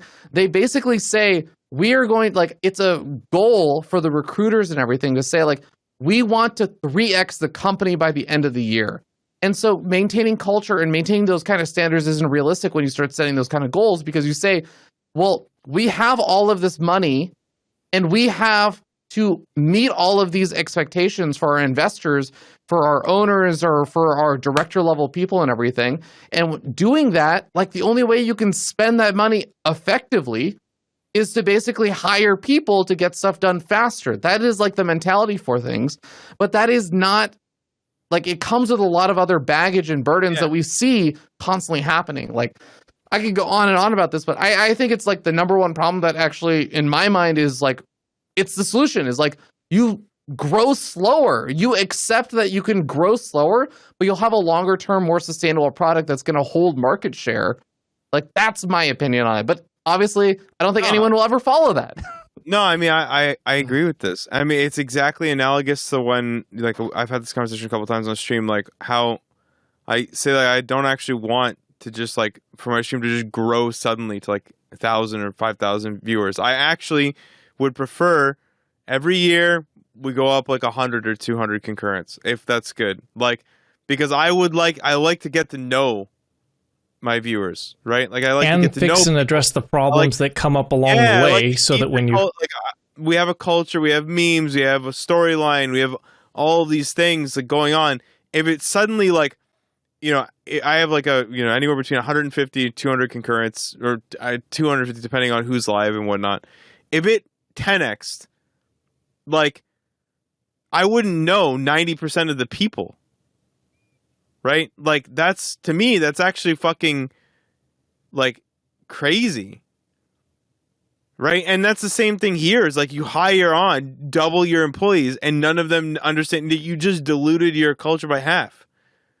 Right? Where 50% of the people don't have a favorite streamer. They know nothing about anyone or anything. And they're like, and I understand why it would never happen, and especially, like, fiduciary responsibility. Like, you have you have a fucking responsibility to your shareholders to make the most value. And that's like, so if you've got to grow fast and say fuck it, then that's what it is. I mean, you know, I feel like the DoorDash solution, like I know that maybe they didn't like it, but I think it's actually, I think that's pretty based. Instead of Twitch requiring them to be streamers, maybe just watch a stream and somehow.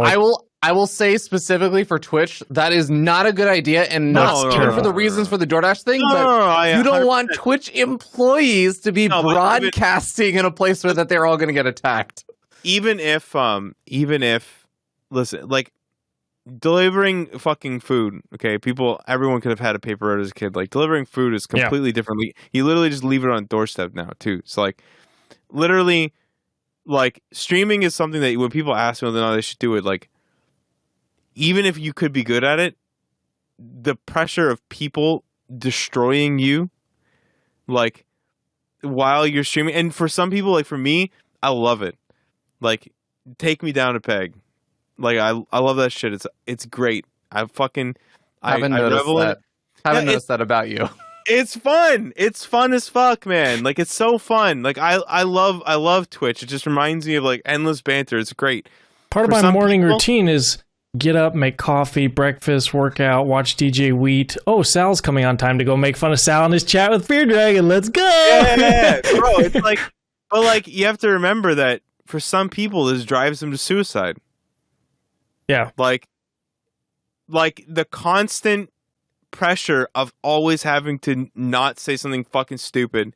The constant pressure of like being insulted sporadically by randoms, by people fucking DMing you for shit that like you don't want to do, and it's especially worse for females as well, bro. Like it comes. It's all tied to your livelihood, and the worse you get, like, but what people don't even understand is the worse you feel, the worse it gets, right? Like it's your worst days. Yeah, of course. Like you show up a little bit upset, and people.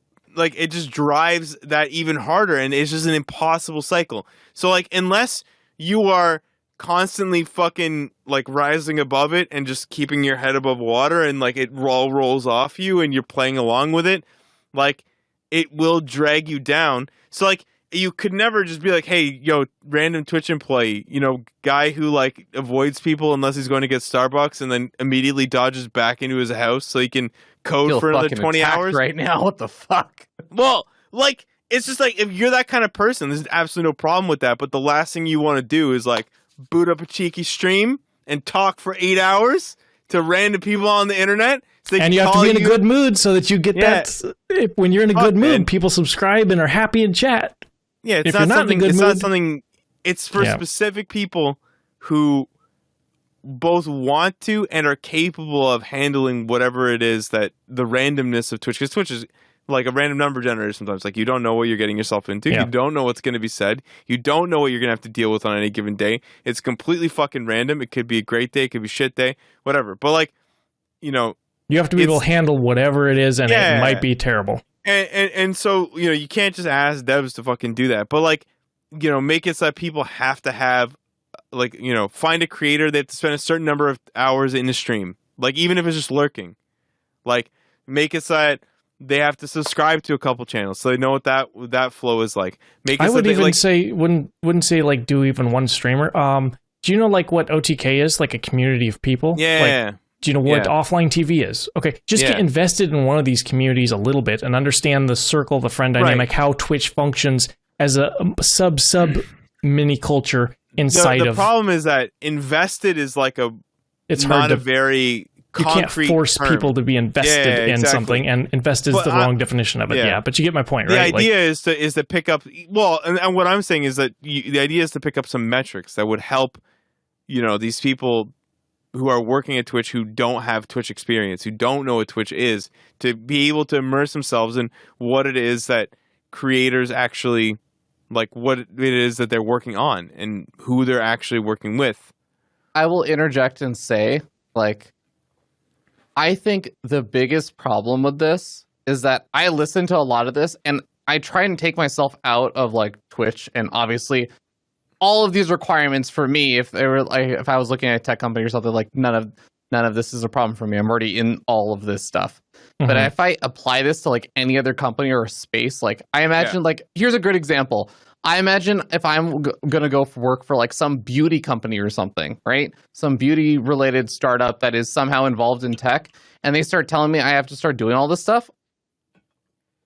I think, especially you consider Twitch is in Silicon Valley, the engineers and everything are so pampered and so in demand right now.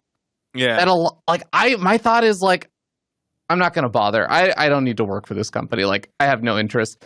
So yes, you will, and like the good part of that is it will self-select for people who are willing to do that or already interested. But the problem again comes back to scaling. This works when you're hiring at a reasonable pace.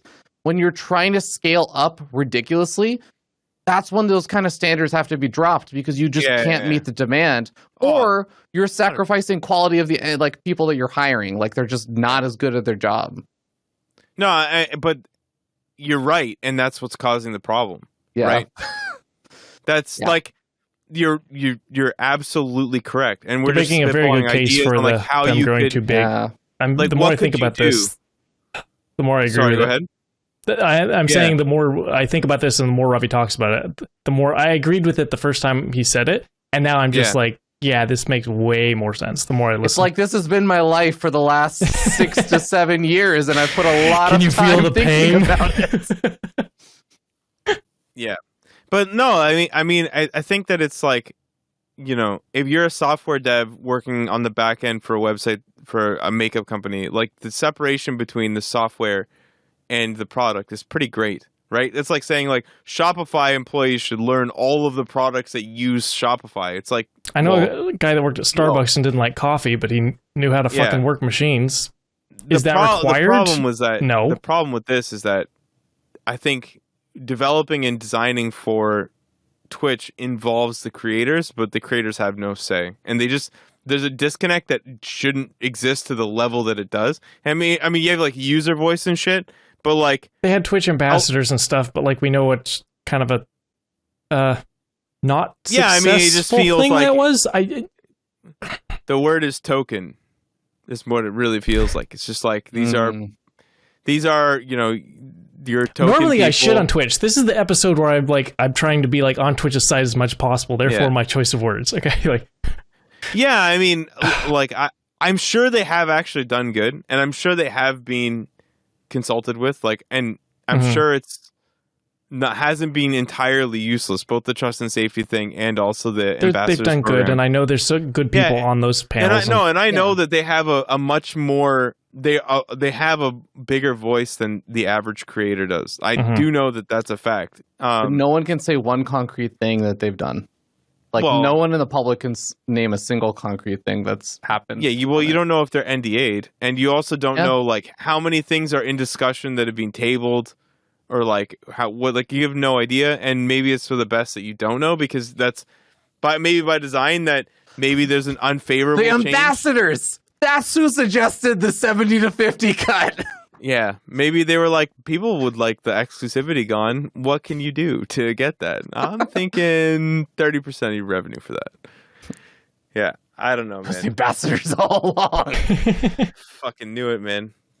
Where's Neuro at? He's that guy, that fucking guy.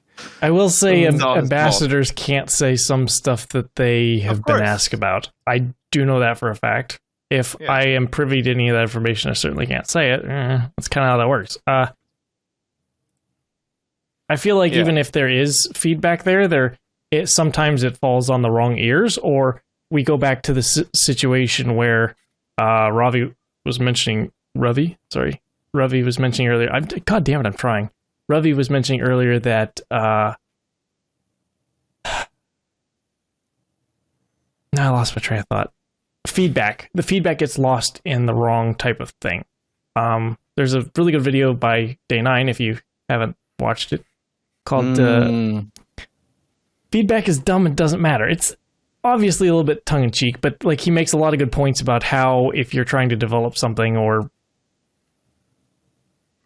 I don't know, just go watch the video. There's a point at which feedback is only so useful. And Right. if you're unable to act or move on any of the feedback that you get, and it is good data, in which case you lose some of it. It could be good, and you can't use it. If you can't put any more good food in the crock pot, what's happens? Nothing. Okay. Anything else? Got any closing thoughts? I, for one, would love an edit button on Twitter because I make a lot of typos on my phone. Yeah, I mean, a revision history would be good. It'd be good if it does like the. I don't want anyone to know I typoed. Well, like on YouTube, it has the edited, right? And same with on Reddit. Yeah. Like it has a little edited logo. So, and then if you could just see I think it's very important because on YouTube, I don't think you can see the old post. Yeah, but you know what what I would love? There's I feel like a lot of old forums on Envision Free. I think it was called. Like this is super old, like early 2000s forums and stuff that were popular, like PHP bulletin board stuff. Is that if you edited something within like I think 1 minute or like 2 minutes, it didn't show the little edited thing. But if you edit it after, it would show the edited thing. Because I feel like if you edit it in like the first like 60 seconds, it's like, all right, you probably just typoed. Like it's probably fine. I wouldn't mind that.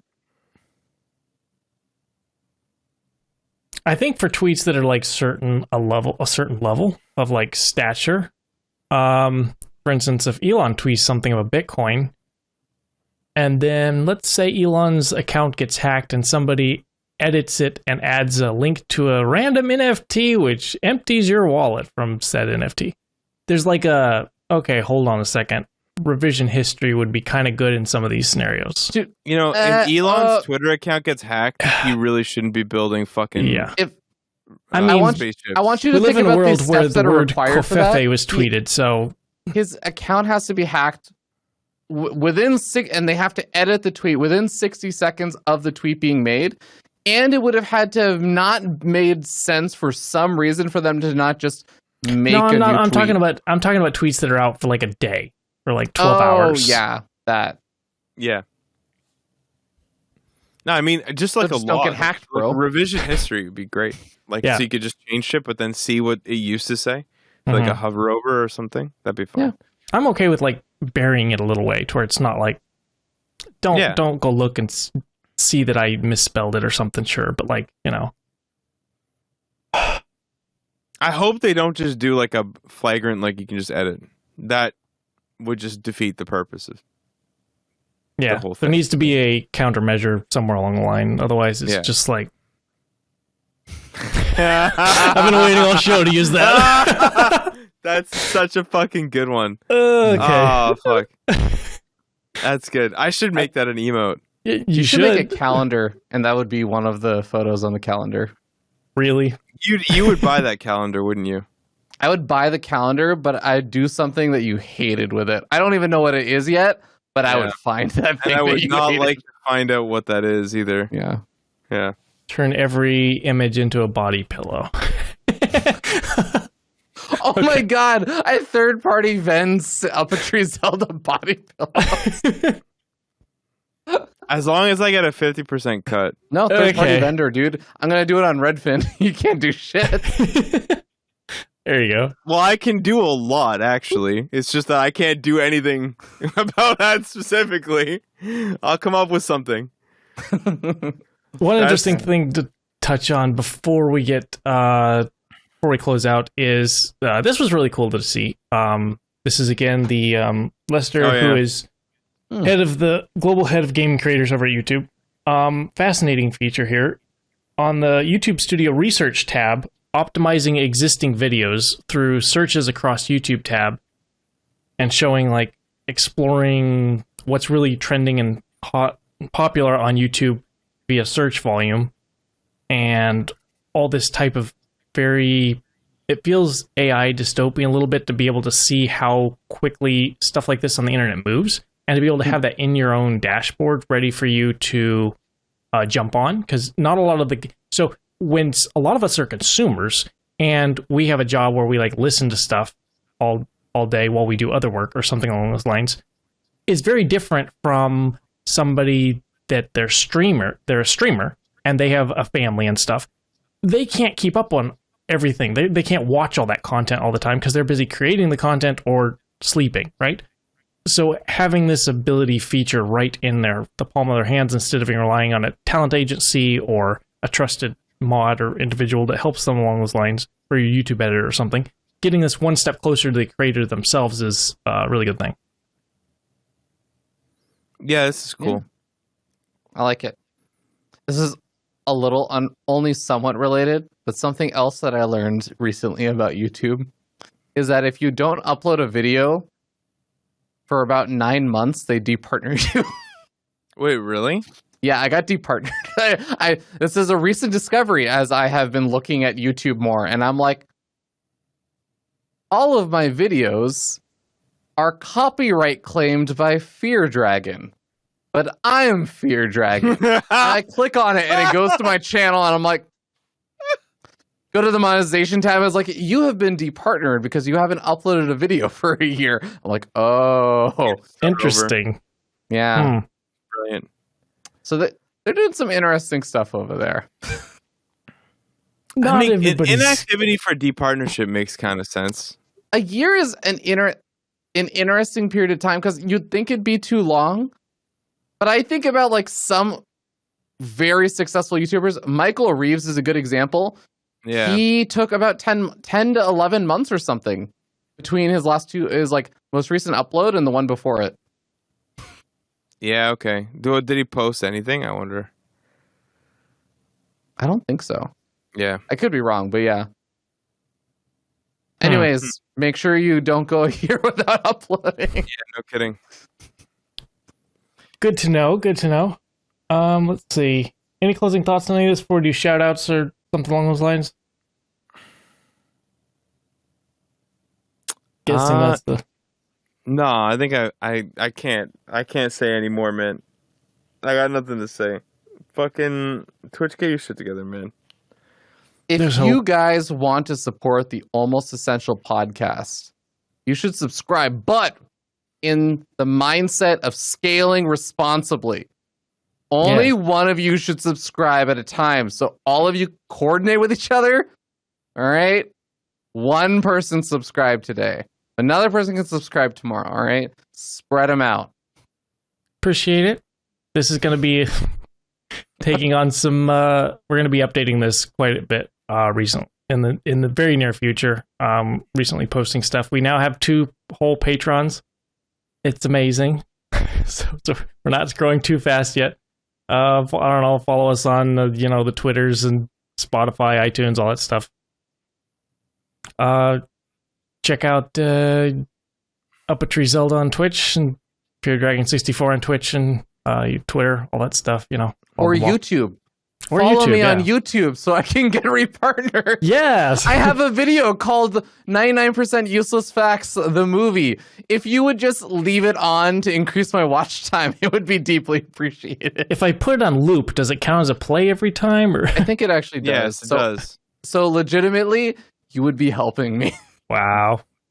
There we go. Yeah, you have to start all over. You'll get there pretty quickly, though. How many subs do you have on YouTube? I think I have like 2,000 or 3,000 subs or something. Yeah. Okay. I'm not too worried. I got nothing else. I am tired. Yeah, me too. Appreciate you guys for joining us. See you next week. 2 weeks. I don't know. We're very irregular with this, but we're getting back to being regular soon. Appreciate it. Bye. Bye.